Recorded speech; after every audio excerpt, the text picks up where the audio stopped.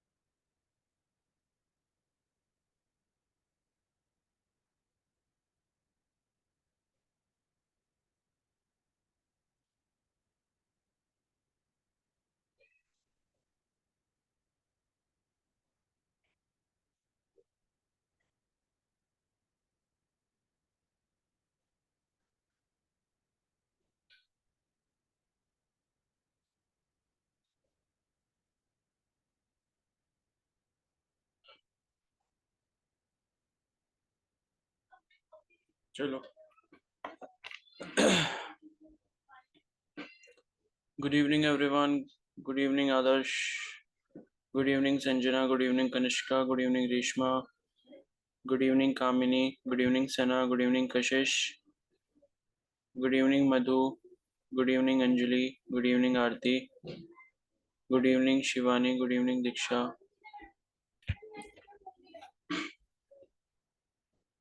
भाई क्लास में रेगुलर रहो, ये क्यों नहीं आते हो? आदर्श क्या है भाई बीच बीच में गायब होने का? नहीं करनी तो मत करो फिर क्लास. ना कुछ बताना है कि क्या है और फिर क्लास भी नहीं लेते हो, फिर क्या है ये मतलब? ऐसे रेगुलर रहोगे तो फिर क्या होगा? तन्नू, आप रेगुलर हो क्लास में?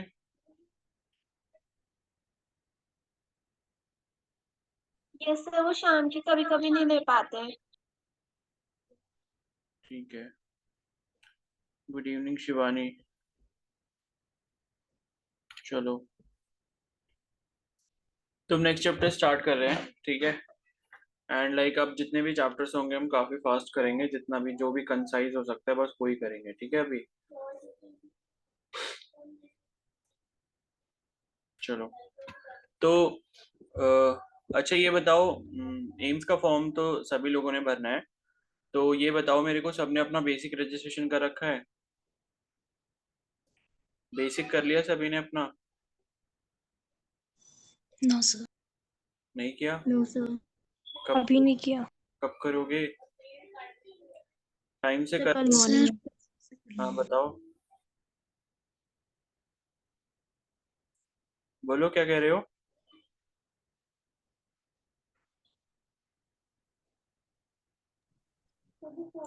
सर 15 मार्च की बात करो. 15 मार्च के बाद? देखो ऐसा है ना, टाइम से अभी कर लो, अपना रजिस्ट्रेशन वगैरह करके रख दो. क्योंकि बेसिक रजिस्ट्रेशन करने के बाद 2 से 3 दिन लग जाते हैं कम से कम उसको एक्सेप्ट होने में, बेसिक रजिस्ट्रेशन. और उसके बाद ही आप लोग फाइनल रजिस्ट्रेशन कर पाओगे. तो ये है कि मैंने आपको बताया था कि 23 को मैं चला जाऊंगा. फिर उसके बाद अभी कितने दिन लगेंगे, 4 डेज लगे, 5 डेज लगे, या 2 दिन में वापस आ जाऊं तो कोई भरोसा नहीं है. वॉइस नहीं आ रही है क्या किसी को? सर आ रही है। आ रही है, आ ठीक. रही है सर। अजय आप एक बार चेक करो, रिकनेक्ट करो, ठीक है? हाँ, पहले जिन्होंने एग्जाम दिया है उनको बेसिक रजिस्ट्रेशन नहीं करना है, ठीक है?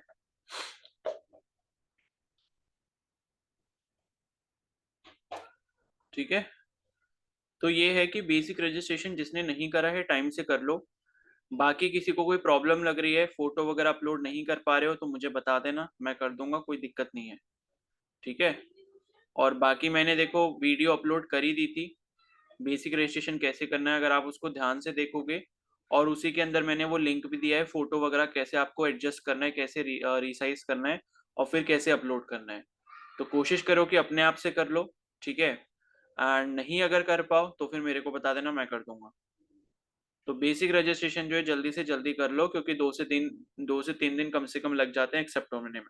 बेसिक रजिस्ट्रेशन में कुछ नहीं है, बस 10 मिनट का काम है वो, ठीक है? बस फोटो अपने रिसाइज करके रख लो, मैंने बताया हुआ है उस वीडियो में कैसे करने हैं. और उसके बाद जो है बेसिक रजिस्ट्रेशन में आपको कुछ नहीं डालना, अपना name, father name, mother name, date of birth, category, ठीक है?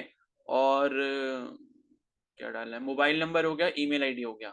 और कैटेगरी सर्टिफिकेट का नंबर जरूरी नहीं है, ऑप्शनल है, तो उसको अभी छोड़ ही देना, डालना मत। ठीक है, क्योंकि अभी ब्रोशर अभी तक नहीं आया और अभी तक डेट का कंफर्म नहीं हुआ कि कैटेगरी सर्टिफिकेट कौन सी डेट से कौन सी डेट का चलेगा। तो ये है कि कैटेगरी सर्टिफिकेट की डिटेल्स वगैरह कुछ नहीं डालनी है, बस कैटेगरी चूज कर लेनी है।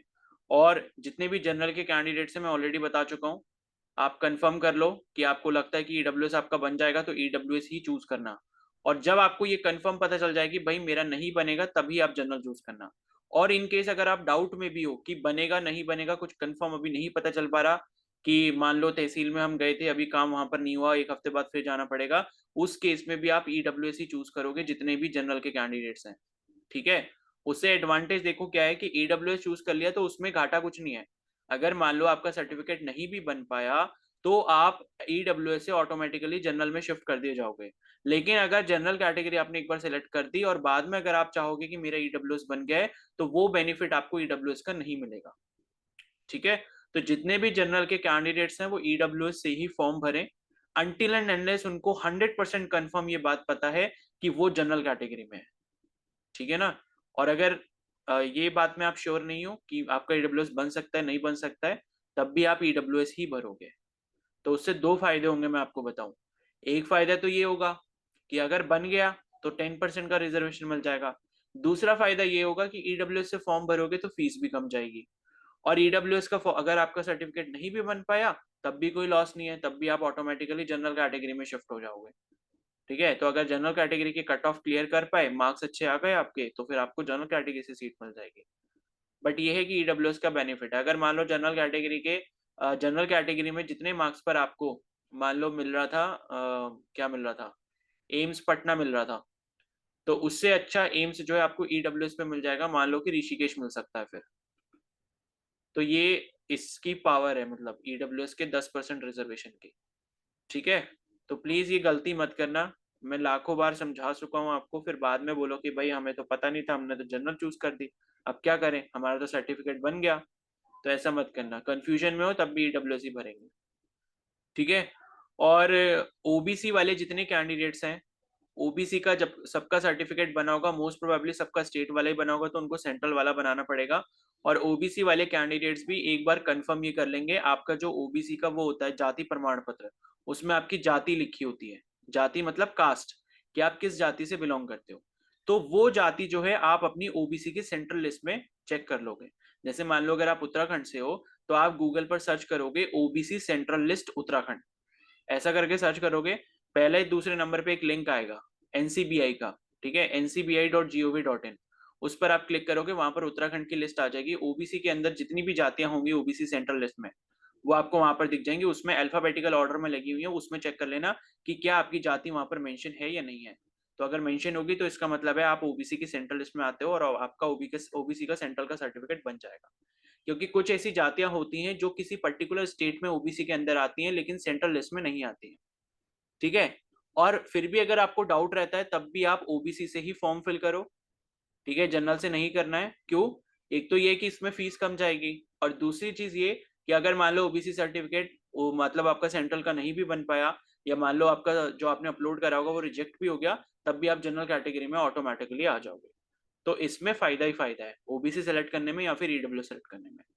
बाकी एससी एसटी से जो भी है, तो वो तो उनका तो सर्टिफिकेट कोई भी चल जाएगा, कितना भी पुराना, उससे कोई फर्क नहीं पड़ता। तो वो सभी लोग तो एकदम सेफ जोन में है, तो उनको कोई दिक्कत नहीं है। ठीक है, तो बेसिक रजिस्ट्रेशन अपना कर लो, उसके बाद कुछ भी हेल्प चाहिए, बाकी मैंने वीडियोस अपलोड कर दी हैं। ठीक है, पेमेंट थोड़ा संभाल के करना, उसमें थोड़ा रिस्क रहता है। और बाकी जिसको जो भी हेल्प चाहिए होगी मेरे को डीएम कर लेना। ठीक है, चलो फिर, बस इतनी इन्फॉर्मेशन लेनी थी। तो ये है कि अगले 3-4 दिन में अपना रजिस्ट्रेशन प्रोसेस कंप्लीट करके रख लो, जो हेल्प चाहिए होगी मैं कर दूंगा। फिर उसके बाद मेरे को टाइम नहीं मिल पाएगा कि मैं आपको हेल्प कर पाऊँ। और फिर उसके बाद आ जाएगा सर अप्रैल। ठीक है, अप्रैल आ जाएगा, और 4 अप्रैल जो है उसकी लास्ट डेट है बेसिक रजिस्ट्रेशन की। नहीं 4 नहीं, आई थिंक कितनी है, हाँ 4 ही है शायद। और उसके बाद जो है 12 अप्रैल जो है फाइनल रजिस्ट्रेशन की है। तो ये होता है कि बेसिक रजिस्ट्रेशन को एक्सेप्ट होने में टाइम लगता है, इसलिए पहले से करके रखो। पता चला आप 3 तारीख को फॉर्म भर रहे हो, एक्सेप्ट ही नहीं हो रहा, वो क्या कर लोगे फिर। ठीक है, किसी को कोई डाउट है इस चीज के बारे में? सर वो जो नीट का फॉर्म फिल किया था तो उसमें तो जनरल ही सिलेक्ट किया है। बहुत बढ़िया। अब क्या कर सकते हैं फिर हम, बताओ। जब इतने दिनों से मैं आपको ये चीज समझा रहा हूँ, लेकिन आपको तो जनरल कैटेगरी बहुत पसंद है, तो जनरल से फिल करना है तो जनरल से फिल करो, मैं क्या कर सकता हूँ उसमें। जब इतने दिनों से मैं आपको बोल रहा हूँ, तो मैं कोई एक पर्टिकुलर एग्जाम के लिए थोड़ी बोल रहा हूँ, ये बात तो सारे एग्जाम्स के लिए हो रही है। अब जब करोगे गलती तो फिर करते रहो, मैं क्या करूँ उसमें। आपने मेरे से पूछा एक बार भी, अगर आपको डाउट भी हो रहा था कि क्या भरूं, मैं जनरल नहीं करूं या ईडब्ल्यूएस में आ सकती हूँ मैं, तो आप एक बार मेरे को डीएम ही कर लेते। लेकिन नहीं, और मैं तो अलग से एक्सप्लेन भी कर रहा हूँ, इतनी बार कर चुका हूँ मैं। तो आपने पता नहीं करा कि आप ईडब्ल्यूएस में आ रहे हो या नहीं आ रहे हो, आपका ईडब्ल्यूएस बन पाएगा या नहीं बन पाएगा। नहीं, अभी कंफर्म नहीं किया था, आपने बोला था ना 1 अप्रैल के बाद ही जाना। तो भाई कंफर्म नहीं किया था तो आपने नीट के फॉर्म में जनरल क्यों भर दिया अपनी मर्जी से। आपको लगता है कि अगर आपका अभी बाद में ईडब्ल्यूएस बन जाएगा तो आपकी कैटेगरी नीट के फॉर्म में चेंज हो जाएगी? ये बताओ। अभी करेक्शन विंडो नो खुलेगी सर। नीट की, ठीक है? तो उसमें आई थिंक मुझे लगता है शायद कुछ फीस वगैरह देनी पड़ती है करेक्शन करने के लिए, मुझे याद नहीं है ढंग से कितनी देनी पड़ती है। तो अगर फीस देनी भी पड़ रही है तो अपनी कैटेगरी को जनरल से ईडब्ल्यूएस कर लेना अगर हो जाए तो। Okay sir. भाई मतलब छोटे बच्चे थोड़ी ना हो जो एक ही चीज बार बार समझानी पड़े और उसके बाद भी आप लोग गलती करो। क्यों कर रहे हो भाई ऐसी गलतियां? भाई ये छोटी छोटी मिस्टेक्स की वजह से पता है आपका सिलेक्शन रुक सकता है, और मैं नहीं चाहता कि इन छोटी चीजों की वजह से सिलेक्शन रुके। और खुद अगर ऐसी गलती करोगे तो फिर उसका कोई इलाज नहीं है फिर। तो ध्यान रखो, जो चीज मैं एक्सप्लेन कर रहा हूँ उसको थोड़ा सा समझ लो, थोड़ा सा मान लो।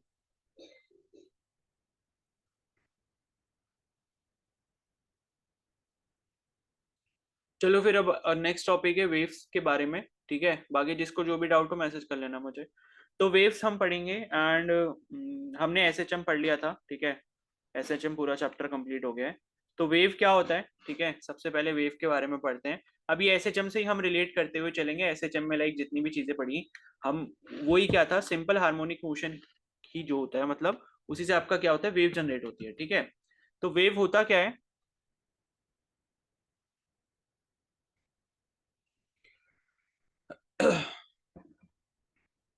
वेव होता है कि it is the propagation of energy, ठीक है? Wave is the propagation of energy in a medium. तो किसी भी मीडियम में एनर्जी अगर प्रोपोगेट हो रही है तो उसी को हम वेव कहते हैं। अब वेव को आप कैसे समझ सकते हो? वेव आपने देखी होगी कैसी दिखती है वेव, ठीक है? जैसे पानी में वेव देखी होंगी, पानी में लहरें देखी होंगी। तो वेव लाइक ऐसे आप समझ सकते हो, जैसे मान लो ये कोई एक वेव है, ठीक है? तो वेव का मतलब क्या होता है कि यहाँ पर क्या होगा, यहाँ जैसे पार्टिकल्स जो होते हैं, ठीक है? पार्टिकल्स जो भी होते हैं, मान लो यहाँ पर कोई पार्टिकल है, ठीक है?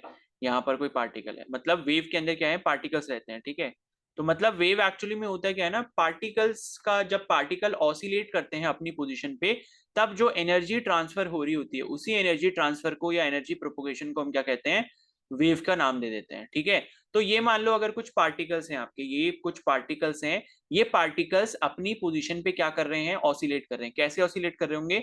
ये वाला अगर मान लो पार्टिकल है तो ये पार्टिकल नीचे ऑसिलेट कर रहा होगा, और उस मतलब नीचे आ रहा होगा, और नीचे आने के बाद वापस ऊपर जा रहा होगा, लेकिन रहेगा ये यहीं पर, मतलब इधर ही इधर जो है।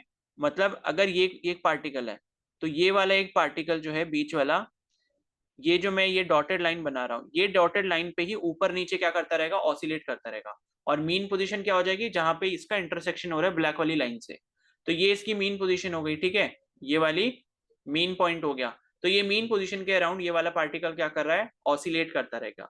तो ये जब पार्टिकल्स ऑसिलेट कर रहे होते हैं, अलग अलग ऑसिलेट कर रहे होते हैं, तो उस टाइम एनर्जी का जो प्रोपोगेशन होता है किसी भी मीडियम के अंदर, उसी को हम क्या कहते हैं, वेव का नाम देते हैं। तो ये इसकी डेफिनेशन है जो आपने समझनी है, ठीक है? तो ये हो गया आपका क्या बोलते हैं, वेव के बारे में। तो यहाँ पर क्या है कि ये जैसे वेव हो गई, ठीक है? तो वेव के तो जो कैरेक्टरिस्टिक्स होते हैं वो होते हैं। और एक चीज क्या होती है कि ये जैसे पार्टिकल जो भी यहाँ पर ऑसिलेट करेगा, ये पार्टिकल के अंदर क्या है, पार्टिकल के अंदर क्या होती है, एनर्जी होती है। इसी पार्टिकल के अंदर क्या होती है, एनर्जी होती है। और ये जो एनर्जी प्रोपोगेट कर रही है, मतलब प्रोपोगेट का मतलब, अब ये इसको मैं अभी ऐसे दिखा तो नहीं सकता, ठीक है, अगर होगा तो अभी पॉसिबल मैं दिखा दूंगा। तो ये जैसे प्रोपोगेट कर रही है कि मान लो ये वेव किधर की तरफ जाती हुई दिख रही है हमको, ये वेव आगे की तरफ प्रोपोगेट करते हुए इस तरीके से दिख रही है।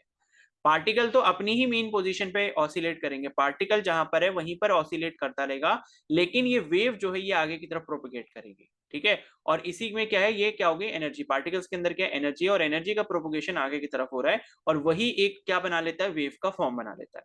तो इस पार्टिकल के अंदर क्या होगी, एनर्जी होगी। और अगर हम वेव की वेलोसिटी कैलकुलेट कर रहे होते हैं, जैसे मैं आपको बोलता हूँ कि भाई किसी भी वेव की वेलोसिटी कैलकुलेट करो, तो एक्चुअली में हम पार्टिकल की वेलोसिटी कैलकुलेट कर रहे होते हैं, क्योंकि जो असली एनर्जी है वो पार्टिकल के अंदर छुपी हुई है, ठीक है। तो पार्टिकल के अंदर ही क्या होती है, वेलोसिटी होती है। अगर हम वेव वेलोसिटी की बात कर रहे हैं तो एक्चुअली में पार्टिकल की वेलोसिटी की बात कर रहे हैं, जो क्या कर रहा है, ऑसिलेट कर रहा है, ठीक है। तो it has velocity, it has velocity of wave, ठीक है। तो ये आपने थोड़ा सा समझना है। उसके बाद जो है टाइप्स ऑफ वेव्स देखते हैं थोड़ा सा, ठीक है।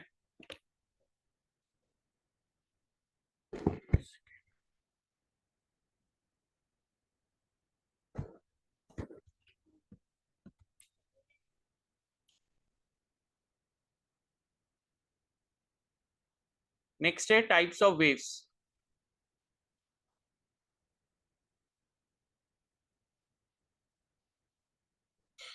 ठीक है।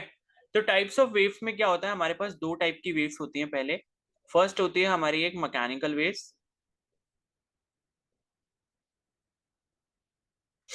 और दूसरी रहती है नॉन मैकेनिकल वेव्स,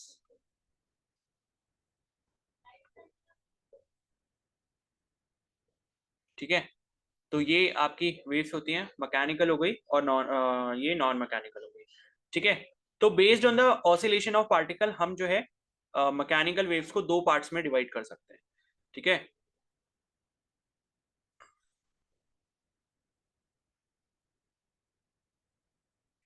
यहां मैं लिख देता हूं, based on oscillation of particles. तो पार्टिकल्स के ऑसिलेशन के बेसिस पे उसका जो प्रोपोगेशन है किस तरीके से हो रहा है, उसके बेसिस पे हम मैकेनिकल वेव्स को दो तरीके से डिवाइड कर सकते हैं। क्या क्या, पहला है आपका ट्रांसवर्स वेव्स या ट्रांसवर्स मैकेनिकल वेव आप बोल सकते हो, ठीक है। और दूसरी जो टाइप की वेव होती है वो होती है लॉन्गिट्यूडनल वेव या लॉन्जिट्यूडनल वेव, ठीक है। तो ट्रांसवर्स मैकेनिकल वेव हो गई और लॉन्जिट्यूडनल मैकेनिकल वेव्स हो गई। तो दो टाइप से हम इसको डिवाइड कर सकते हैं। अब इन दोनों में डिफरेंस क्या होता है इसको थोड़ा सा समझते हैं, ठीक है। तो ट्रांसवर्स वेव जो होती है उसमें क्या होता है, जो मीडियम के पार्टिकल्स होते हैं, जो पार्टिकल्स आपके ऑसिलेट कर रहे हैं, वो आपके जो डायरेक्शन ऑफ वेव होती है, मतलब वेव जिस साइड पर प्रोपोगेट कर रही है उसके परपेंडिकुलर डायरेक्शन में क्या कर रहे होते हैं, पार्टिकल्स ऑसिलेट कर रहे हैं। जैसे ऊपर वाली ये जो अभी हमने क्या देखी थी, वेव देखी थी ना, ऊपर वाली वेव, तो ऊपर वाली वेव में हो क्या रहता है, पार्टिकल्स आपके कैसे ऑसिलेट कर रहे हैं, पार्टिकल्स आपके ऐसे ऑसिलेट कर रहे हैं, मतलब ऊपर नीचे, ठीक है। और वेव का प्रोपोगेशन किधर है, इधर की तरफ है। तो ये देख सकते हो इन दोनों के बीच में जो एंगल बना, एंगल कितना बना, 90 डिग्री का बना। प्रोपोगेशन जो हो रहा है इधर की तरफ हो रहा है राइट साइड में, और जो पार्टिकल ऑसिलेट कर रहा है वो ऊपर नीचे कर रहा है। तो दोनों की डायरेक्शन किस तरीके की हो गई, 90 डिग्री पे हो गई, यानी कि परपेंडिकुलर हो गई। तो ऐसी वेव्स को हम क्या कहते हैं, ट्रांसवर्स मैकेनिकल वेव्स कहते हैं, ठीक है। तो यहाँ पर इसकी डेफिनेशन में लिख देता हूं, यहां पर कि particles oscillate perpendicular to the direction of wave, ठीक है। तो इतना ध्यान रखना है ट्रांसवर्स वेव्स कौन सी होती है, ठीक है।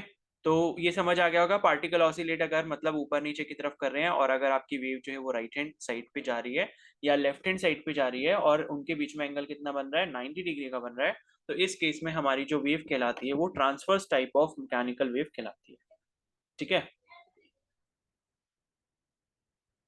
उसके बाद नेक्स्ट जो है वो आपकी कौन सी वेव है, लॉन्जिट्यूडनल वेव, ठीक है। तो ये ट्रांसवर्स वेव समझ आ गई होगी सभी को, ठीक है। तो ये ज्यादातर वेव्स जो होती हैं वो ट्रांसफर वेव होती हैं।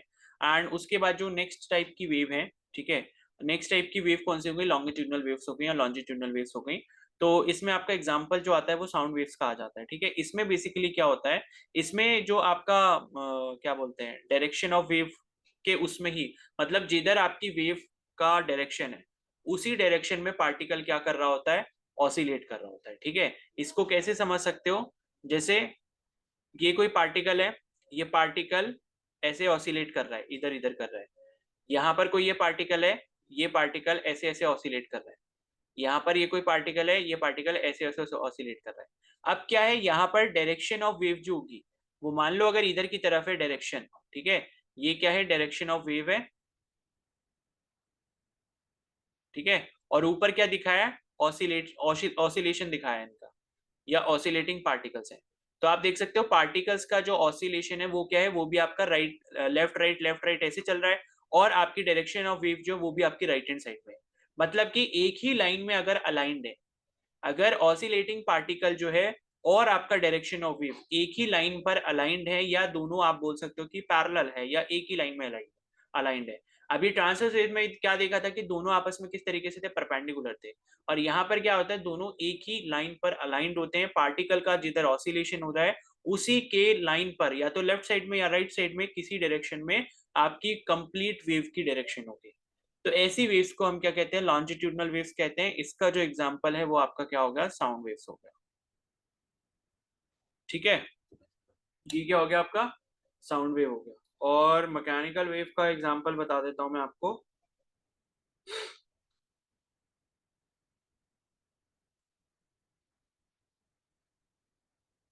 सॉरी, ट्रांसवर्स वेव का बताना था ना, ट्रांसवर्स वेव का एग्जांपल।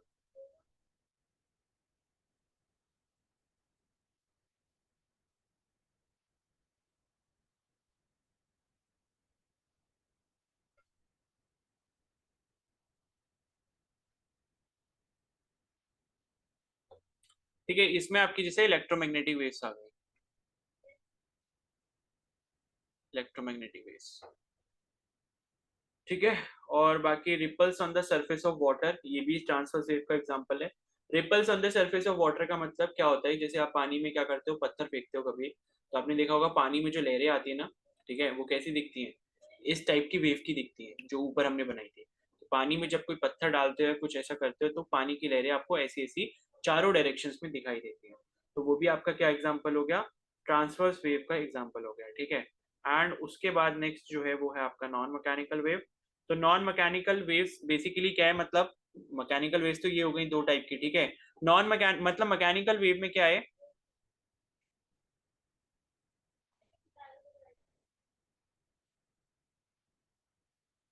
इसमें जो है आई थिंक इलेक्ट्रोमैग्नेटिक वेव नहीं आएगी, ये खाली वो आएगा, मतलब वाटर वेव्स आ सकती है इसमें, ठीक है। इसमें क्या आएगी, वाटर वेव्स आएंगी। इलेक्ट्रोमैग्नेटिक वेव्स जो है वो आपकी नॉन मैकेनिकल में आएंगी। तो ये हो गई वाटर वेव्स, ठीक है। वाटर वेव्स का मतलब वाटर, बेसिकली वाटर रिपल्स कह सकते हो आप, वाटर वेव्स तो एक अलग चीज हो गई। एक तो वो लहरें होती हैं जो समुद्र के किनारे पर आती हैं, वो वाली नहीं। कौन सी हो गई, वाटर रिपल्स आप कह सकते हो। रिपल्स का मतलब कि लाइक जब आप पत्थर वगैरह फेंकते हो पानी में, तो उस टाइम पे आपने देखा होगा लहरें लहरें जो है वो जाती रहती हैं, दूर तक जाती हैं, ठीक है, उस पत्थर को सोर्स मानते हुए। तो ये हो गया। और नॉन मैकेनिकल वेव्स का मतलब क्या है कि ये ऐसी वेव्स होती हैं, इनको कोई मीडियम नहीं चाहिए होता, do not need any medium for propagation, ठीक है, do not need any medium for propagation. तो ऊपर वाली जो वेव्स है मैकेनिकल वेव्स, वो ऐसी वेव्स होती हैं जिन्हें कुछ ना कुछ मीडियम चाहिए होता है प्रोपोगेट करने के लिए। मीडियम का मतलब कुछ ना कुछ पार्टिकल्स होने चाहिए वहां पे, तभी हमने देखा कि भाई पार्टिकल के ऑसिलेशन पे बेस्ड है वो वेव्स, ठीक है। और मतलब ये कि और उसके साथ साथ जिस मीडियम में वो ट्रैवल कर रही है उसके भी पार्टिकल्स होने चाहिए। लेकिन नॉन मैकेनिकल वेव्स में क्या होता है, जो आपके पार्टिकल्स ऑसिलेट कर रहे होंगे, जो वेव आपके प्रोपोगेट कर रही होगी, उसके साथ बाकी और कोई भी जो है मीडियम वहां पर नहीं चाहिए होगा। तो इसका एग्जांपल जो है वो आपका क्या होगा, इलेक्ट्रोमैग्नेटिक वेव हो गया, ठीक है। इलेक्ट्रोमैग्नेटिक वेव्स में आपकी सारी वेव्स आ गई, जैसे कि लाइट वेव हो गया, ठीक है। तो लाइट वेव क्या है, जैसे सूरज की रोशनी सन से जो आती है, तो जब वो अर्थ पर आती है, तो अर्थ का एटमॉस्फेयर तो इतना बड़ा नहीं है कि सूर्य को टच कर रहा हो, तो सन और अर्थ के एटमॉस्फेयर के बीच में कोई भी मीडियम प्रेजेंट नहीं है। क्या होता है वहां पर, वैक्यूम प्रेजेंट होता है। तो तब भी क्या होता है, सूरज की जो रोशनी है वो अर्थ तक पहुंच जाती है। क्यों ऐसा होता है, बिकॉज वो एक टाइप की नॉन मैकेनिकल वेव है और उसे कोई भी मीडियम प्रोपोगेशन के लिए नहीं चाहिए, ठीक है। तो ये जो है आपका क्या हो गया, टाइप्स ऑफ वेव्स के बारे में हो गया। ठीक है, इतना क्लियर हो गया सभी को? Yes sir. Yes sir. ठीक है, चलो तो अब नेक्स्ट सर ये पढ़ते हैं। लॉन्गिट्यूडनल वाले की क्या चीज, डेफिनेशन क्या होगी? क्या चीज, जोर से बोलो थोड़ा। सर जैसे हमने ट्रांसवर्स वाले की देखी थी ना डेफिनेशन, हाँ, तो वैसे लॉन्गिट्यूडनल वाले की क्या होगी? लॉन्गिट्यूडनल वाले की ये होगी कि पार्टिकल्स का जो ऑसिलेशन है वो आपका सेम लाइन में होगा इन द डायरेक्शन ऑफ मोशन। मतलब इसमें जो ऑसिलेशन होगा वो इन द डायरेक्शन ऑफ मोशन होगा, और उसमें क्या था, जो आपका ऑसिलेशन था पार्टिकल्स का वो perpendicular to the direction of motion था, मतलब perpendicular to the direction of wave था, और यहाँ पर in the direction of wave होगा बस।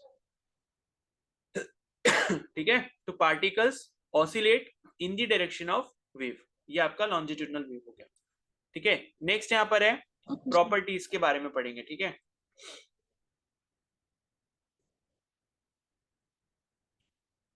प्रॉपर्टीज ऑफ वेव्स, ये पढ़ ही रखा है वैसे कई बार हमने, फिर भी ये है तो डिस्कस कर लेते हैं प्रॉपर्टीज क्या क्या होती हैं। ठीक है, तो पहला तो इसमें क्या हो गया, वेवलेंथ हो गया। वेवलेंथ, तो वेवलेंथ की जो डेफिनेशन है वो ये है कि जो आपका डिस्टेंस होता है, ठीक है, distance between any two consecutive points, ठीक है, distance between any distance between two consecutive points at the same phase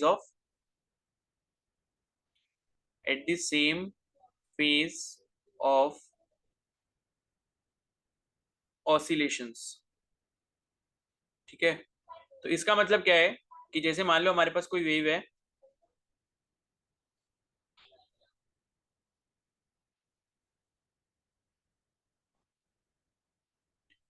मान लो इस तरीके की कोई वेव है, ठीक है, तो यहाँ पर क्या है कि कॉन्जिक्यूटिव पॉइंट का मतलब है आपको क्या देखना होता है, अगर कभी भी आपको वेवलेंथ चेक करनी है तो सबसे पहले तो आप ये देखो कि जो मतलब एक कंप्लीट रेवोल्यूशन बन रहा है, कंप्लीट रेवोल्यूशन जैसे इस वेव में देखेंगे तो यहाँ से मान लो वेव स्टार्ट हुई, चली चली, एंड इसके बाद यहाँ पर एक इसका जो है कंप्लीट रेवोल्यूशन, मतलब एक इसका रेवोल्यूशन कंप्लीट हो गया। उसके बाद क्या देख रहे हो आप, इस पर्टिकुलर वाले पॉइंट से वापस से वेव का दोबारा से क्या हो रहा है, सेम उसी तरीके से एक रेवोल्यूशन बन रहा है। मतलब क्या है कि अगर एक वेव जैसे बन गई है, उसी को जहां से दोबारा से कॉपी किया जाएगा वहां से उसका क्या है, दूसरा टाइम पीरियड, मतलब दूसरा रेवोल्यूशन जो स्टार्ट होगा। तो पहला एक रेवोल्यूशन यहां से लेके यहां तक हो गया, ठीक है, फिर उसके बाद जब वेव दोबारा से सेम सेम अपने आप को सेम जो उसका डिजाइन होता है उसको रिपीट करती है, वहां से आपका दोबारा उसका दूसरा रेवोल्यूशन शुरू हो जाता है। तो वेवलेंथ का मतलब क्या होता है, वेवलेंथ का मतलब है कि किसी भी मतलब कहीं पर भी आप देखोगे वेव के ऊपर दो कॉन्जिक्यूटिव पॉइंट का मतलब है कि अगर मान लो एक पॉइंट ये था और दूसरा पॉइंट ये है, तो ये दोनों पॉइंट्स कैसे कॉन्जिक्यूटिव पॉइंट है, यानी कि अगर ये फर्स्ट वेव है और ये वाली एक सेकंड वेव है, तो फर्स्ट वेव का जो इनिशियल पॉइंट है और जो सेकंड वेव का इनिशियल पॉइंट है, ये दोनों कैसे पॉइंट है, कॉन्जिक्यूटिव पॉइंट है। कॉन्जिक्यूटिव मतलब एक जैसे, दोनों ही वेव्स में ये स्टार्टिंग पॉइंट है। ठीक है, तो कॉन्जिक्यूटिव पॉइंट हो गए, और उसके आगे लिखा है at the same phase of oscillation. Same phase of oscillation का मतलब है कि यहाँ पर वेव का जितना एंगल है इस वाले इनिशियल पॉइंट पे, उतना ही वेव का एंगल यहाँ पर भी होगा इस वाले इनिशियल पॉइंट पे, जो कि 0 डिग्रीज के बराबर है, क्योंकि यहाँ से वेव उठना चालू हो रही है। और मान लो अगर मैं कोई और पॉइंट ले लेता हूँ, मान लो मैं कह देता हूँ यहाँ एक पॉइंट है, तो यहाँ अगर ये पॉइंट है पहली वाली वेव में, तो दूसरी वाली वेव में भी यहीं पर एक पॉइंट लेना पड़ेगा, तो इन दोनों पॉइंट्स के बीच में जो डिस्टेंस हो जाएगा वो भी क्या हो जाएगा, वेवलेंथ हो जाएगा। और यहां से लेके यहां तक का भी डिस्टेंस क्या था, वेवलेंथ था। ठीक है, या मैं कह देता हूं कि मान लो मैंने एक पॉइंट यहां पर लिया, तो दूसरी वाली जो वेव है उसमें भी मेरे को यही वाला पॉइंट यहां पर लेना पड़ेगा। तो ये दोनों क्या है, सेम फेज में हो गए, इनके दोनों का जो एंगल है वो सेम फेज में है, दोनों का एंगल क्या है, सेम है, और दोनों ही सेम पोजीशन पे लोकेटेड है। तो यहां से लेके यहां तक का जो डिस्टेंस है वो भी क्या हो गया, लैम्डा हो गया। तो ये होता है आपका wavelength, distance between any two consecutive points at the same phase of oscillation. ठीक है, तो ये हो गया आपका वेवलेंथ के बारे में, और इसको जो है हम लैम्डा से डिनोट करते हैं। यूनिट जो होती है इसकी, ऐसा यूनिट, वो क्या होती है, मीटर होती है। क्यों, क्योंकि लैम्डा या वेवलेंथ क्या है, आपका लेंथ है। ठीक है, एक तरीके का डिस्टेंस है या एक तरीके का लेंथ है, तो इस वजह से जो है ये क्या हो गया आपका मीटर में हो गया। ठीक है, नेक्स्ट यहाँ पर जो प्रॉपर्टी है या जो मतलब कैरेक्टरिस्टिक फीचर है वो है आपका फ्रीक्वेंसी। ठीक है, तो फ्रीक्वेंसी भी आपने पढ़ रखा है। फ्रीक्वेंसी का मतलब मैंने आपको बताया था कि ये जो नंबर ऑफ वेव्स है, अगर मान लो एक रिवोल्यूशन कंप्लीट हो रहा है वेव का या एक वेव बन रही है, तो एक सेकंड के अंदर टोटल वेव्स उस जैसी कितनी बन रही होंगी। ठीक है, तो यहाँ पर इसकी डेफिनेशन क्या हो गई, टोटल नंबर ऑफ वेव्स, ठीक है, total number of waves passing past a point in 1 second. ठीक है, तो एक सेकंड की अगर हम बात करते हैं, एक सेकंड में टोटल नंबर ऑफ वेव्स जो है किसी भी पर्टिकुलर पॉइंट को कितनी बार मतलब कितनी टोटल पास कर रही है एक सेकंड के अंदर एक पर्टिकुलर पॉइंट को, उसी को हम फ्रीक्वेंसी बोलते हैं। ठीक है, इसको हम एफ से भी डिनोट करते हैं या फिर हम न्यू से भी डिनोट कर लेते हैं। ठीक है, एफ बोलो या फिर इसको इस तरीके से न्यू से भी डिनोट कर लेते हैं। और इसका एक फॉर्मूला भी आपने पढ़ रखा है जो कि 1/t के बराबर होता है, 1 टाइम पीरियड के बराबर होता है। ठीक है, तो ये भी आपको पता होना चाहिए। और इसकी जो यूनिट होती है, यूनिट क्या होती है भाई, यूनिट का मतलब क्या है कि टोटल नंबर ऑफ वेव्स आप एक सेकंड के अंदर बता रहे हो, तो जितना भी नंबर होगा कितना होगा, पर सेकंड होगा। तो इसकी जो यूनिट हो जाती है क्या हो जाती है, पर सेकंड हो जाती है, और इसी यूनिट को क्या कहते हैं, हर्ट्ज कहते हैं। तो ये हो गया आपका इसकी ऐसा यूनिट। तो ऐसा यूनिट आप बोलोगे हर्ट्ज या फिर पर सेकंड। अगर मैं कह रहा हूं कि 10 वेव पास कर रही हैं किसी पर्टिकुलर पॉइंट को एक सेकंड के अंदर, तो उसकी फ्रीक्वेंसी कितनी हो जाएगी, 10 हर्ट्ज हो जाएगी। अगर मैं बोल रहा हूँ कि 1000 वेव्स है किसी पर्टिकुलर पॉइंट को पास कर रही हैं, ठीक है, एक सेकंड के अंदर, तो उसकी जो वेव की फ्रीक्वेंसी वो कितनी हो जाएगी, 1000 हो जाएगी। ठीक है, same face of isolation, same face of isolation कहां पढ़ा, ऑसिलेशन है। ठीक है, आइसोलेशन नहीं है। सेम फेस ऑफ ऑसिलेशन का मतलब है कि यहाँ पर एंगल सेम है। देखो पहली वाली वेव है, तो पहली वाली वेव का ये जो ब्लू वाला पॉइंट दिख रहा है स्टार्टिंग पॉइंट, यहाँ पर इसका एंगल कितना है, 0 डिग्रीज है। ठीक है, अगर पहली वाली वेव का आप जो है ग्रीन वाला पॉइंट देखते हो जो कि ऊपर की तरफ है, तो यहाँ पर जो एंगल है, यहाँ पर जो एंगल की वैल्यू है वो कितनी हो जाती है, यहाँ पर एंगल कितना हो जाता है, यहाँ पर एंगल हो जाता है आपका π/2, यहाँ पर एंगल हो जाता है पाई। ठीक है, ये बीच में, और टोटल यहाँ पर लास्ट तक आते आते कितना हो जाता है, 2π हो जाता है। ठीक है, तो ये π/2 हो गया। और अगर मैं सेकंड वाली वेव में भी देखूं, ग्रीन वाला पॉइंट जो है कितने एंगल पर है, ये π/2 पे है। तो पहला वाला भी π/2 पे, दूसरा वाला भी π/2 पे है, तो दोनों का डिफरेंस कितना हो गया, 0 हो गया। तो इसका मतलब ये दोनों वेव्स कैसे हैं, ये दोनों जो पर्टिकुलर पॉइंट्स हैं वो कैसे हैं, सेम फेज में, ऑसिलेशन के सेम फेज में। तो ये मतलब होता है इसका। ठीक है, तो ये हो गया फ्रीक्वेंसी के बारे में।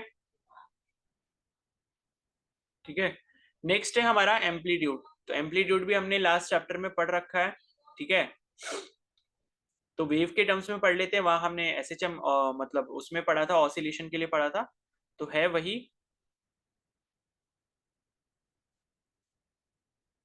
ठीक है, तो एम्पलीट्यूड क्या हो जाएगा, maximum displacement, maximum displacement of the particle of medium.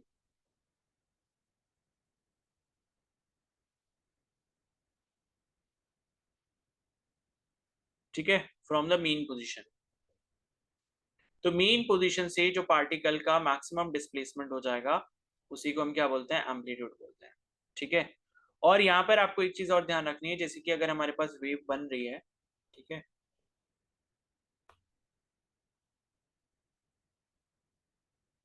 तो ये अगर मान लो यहाँ पर मैं एक वेव बना देता हूँ इस तरीके से,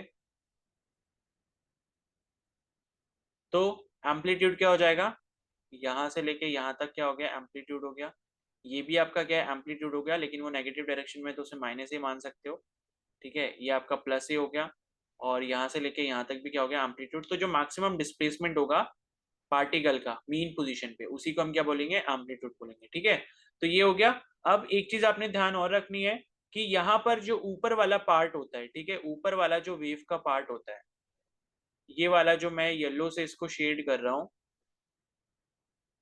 ठीक है, वेव का ये वाला पार्ट, और इसमें भी ऊपर वाला पार्ट जो है,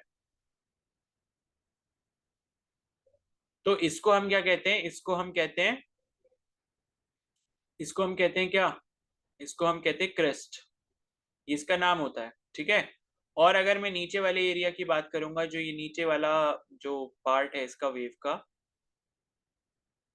ग्रीन कलर से, और इसमें भी जैसे क्या हो गया, ये ग्रीन कलर से हो गया, ठीक है। तो ये नीचे वाले जो पार्ट्स होते हैं इनको हम क्या बोलते हैं, इनको हम ट्रफ बोलते हैं।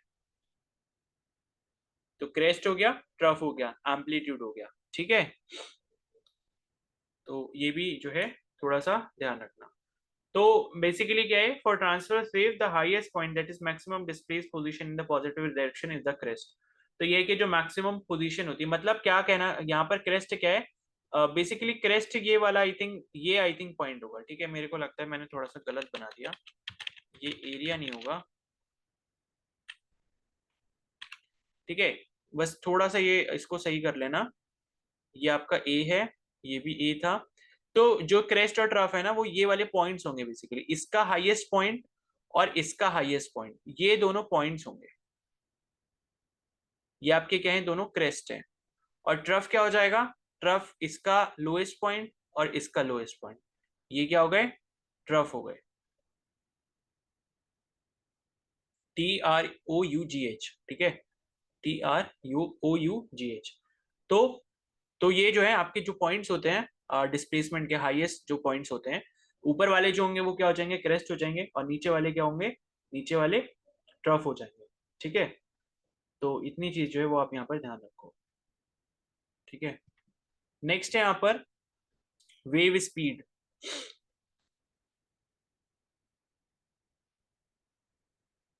ठीक है। तो वेव स्पीड का मतलब वही हो गया कि वेव की वेलोसिटी कितनी है, ठीक है। तो depends on the medium in which the wave is travelling, और ये सॉलिड लिक्विड गैस में अलग अलग होती है। सॉलिड में वेव्स की स्पीड ज्यादा रहेगी, जैसे साउंड वेव अगर आप देखोगे तो सॉलिड में सबसे ज्यादा होती है, ठीक है, साउंड की स्पीड, और लिक्विड में उससे कम होती है, और गैस में सबसे कम होती है, ठीक है। तो यहाँ पर वेलोसिटी अगर आप निकालना चाहते हो, या जो वेव की स्पीड है वो अगर आप निकालना चाहते हो, तो इसके लिए हमारे पास एक फॉर्मूला होता है वेलोसिटी का, जो कि v is equal to F into lambda होता है, ठीक है। जहां पे एफ क्या है, फ्रीक्वेंसी है, और लैम्डा क्या है, वेवलेंथ है, और वी क्या हो गई, हमारी वेलोसिटी या फिर वेव स्पीड हो गई। तो ये चार आपके जो है कैरेक्टरिस्टिक फीचर्स हो गए, जो किसी भी वेव के लिए मतलब हम पढ़ते हैं, ठीक है। तो एम्पलीट्यूड पढ़ा, वेव स्पीड पढ़ा, और उसके बाद फ्रीक्वेंसी पढ़ा, और वेवलेंथ पढ़ा, ठीक है। तो ये चार जो है कैरेक्टरिस्टिक फीचर्स हो गए। तो ये बताओ, सभी को समझ आ गया ये? Yes sir. Yes sir. Yes sir. चलो फिर अभी ऐसा करते हैं, 10 मिनट का ब्रेक ले रहे हैं, और उसके बाद कंटिन्यू करेंगे, ठीक है।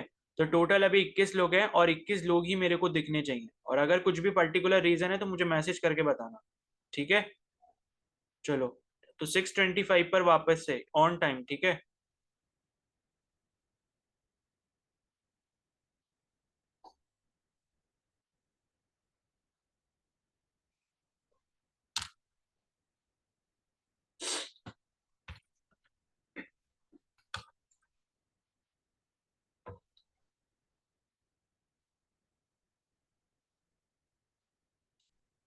ठीक है अजय।